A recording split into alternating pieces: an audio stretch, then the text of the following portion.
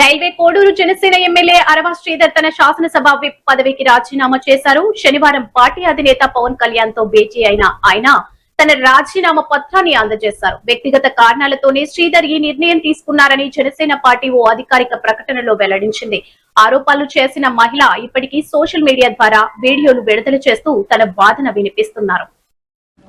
మత విద్వేషాలు రెచ్చగొట్టేందుకు పాస్టర్లతో డ్రామాలు ఆడిస్తున్నారు. అందరికీ నమస్కారం.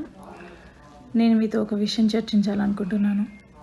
ఇది నా బెయిల్కి సంబంధించిన విషయాలేం కాదు, కానీ పవన్ కళ్యాణ్ గారు నాకంటూ వదిలేసిన ఒకే ఒక్క ఛాన్స్ అరవ శ్రీధర్ చేసిన తప్పుని బయట పెట్టడానికి.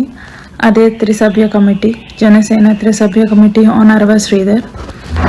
ఇంకా దాని వివరణ రాకముందే, ఇంకా దాన్ని ఫైనల్ జడ్జ్మెంట్ రాకముందే స్టిల్ ఎంత చెప్పినా సరే ఒక మనిషికి అదే పని రిపీట్ చేస్తూ ఉన్నాడు అంటే అతనికి పార్టీ నుంచి ఒక లెటర్ అయినా వచ్చి ఉండాలి, ఇండైరెక్ట్గా లెటర్ అయినా వచ్చి ఉండాలి.